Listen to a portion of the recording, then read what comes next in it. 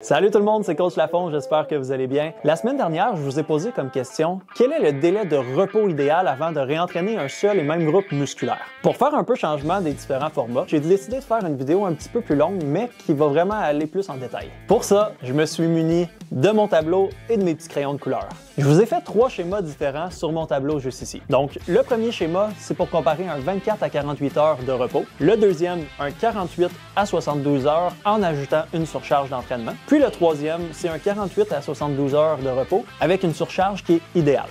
Pour que vous compreniez un petit peu mon schéma, le tableau se divise en 4 sections. Donc, la première section, c'est l'entraînement. La deuxième, la récupération à ce même entraînement. Le troisième, on a un autre entraînement. Et la quatrième, la récupération au prochain entraînement. Donc, je les ai nommés TR pour training et RE pour récupération. Dans mon premier schéma, avec un délai de 24 à 48 heures, on va prendre pour acquis qu'on a fait un entraînement qui est optimal au niveau des séries, des répétitions et de l'effort. Donc, pour détailler rapidement ce que c'est dans l'idéal, c'est un entraînement où on va aller chercher une surcharge progressive, qu'on va réussir à aller créer du dégât musculaire, mais pas trop pour endommager le muscle, donc pour se blesser. Dans notre premier entraînement ici, ce qu'on va faire, c'est qu'on va aller créer une fatigue musculaire, donc l'énergie du muscle va diminuer. Ensuite de ça, après notre entraînement, on va passer dans la phase de récupération. Donc, pendant un 24 à 48 heures, mon énergie va remonter graduellement jusqu'à revenir au même stade de ce qu'on était avant le premier entraînement. Dès que le muscle a récupéré, on vient le réentraîner. Donc, au lieu de continuer une croissance musculaire, ce qu'on va faire, c'est qu'on va recommencer le même processus qu'au début, donc l'entraînement qui remène à une fatigue. Lorsqu'on fait ça sur le long terme, à la prochaine phase de récupération, même principe qu'à la première, on va revenir au stade du milieu. Donc, une récupération pour un même groupe musculaire d'un 24 à 48 heures, on va être plus sur un plateau. Donc, on n'ira pas chercher d'évolution, on ne va pas en perdre, mais on va être au stade du maintien.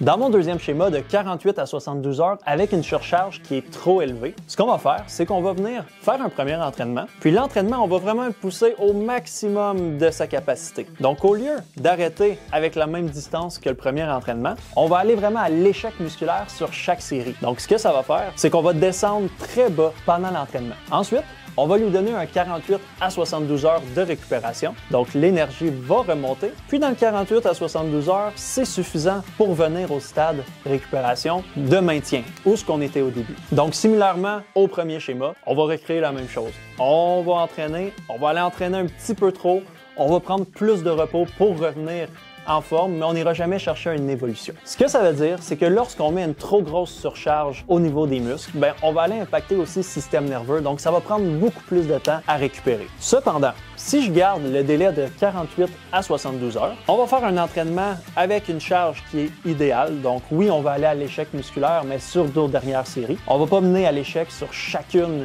des séries de l'entraînement. Pendant la phase de 24 à 48 heures, le muscle, ce qu'il va faire, c'est qu'il va réussir à récupérer au stade où ce qu'on était avant le premier entraînement, mais même un petit peu plus. Donc c'est ici qu'on va voir une évolution au niveau de la croissance musculaire. Dès que notre temps de récupération est monté assez haut puis qu'on est à la récupération optimale au bout du 48 à 72 heures, on va pouvoir refaire un entraînement, donc redescendre. Mais pendant l'entraînement, au lieu d'aller chercher une fatigue qui est trop basse comme ici, on va avoir une fatigue qui est un petit peu moins basse. Donc, à chaque fois, on va fatiguer un petit peu moins le muscle puis on va lui permettre de récupérer mieux. Ce que ça veut dire, au lieu de revenir à la même hauteur qu'après notre premier entraînement qui serait supposé être ici, le muscle va réussir à régénérer, donc à retourner une bonne récupération qui va le ramener un petit peu plus haut que la dernière fois. Donc d'un entraînement à l'autre, on donne toujours un petit peu plus, puis c'est là qu'on va aller voir la progression musculaire. Cependant, ce à quoi vous devez faire attention pour un entraînement idéal avec un délai de 48 à 72 heures, c'est de ne pas dépasser ce 48 à 72 heures. Parce qu'à la suite de la récupération ici, si on attend trop avant de refaire un entraînement, le muscle va continuer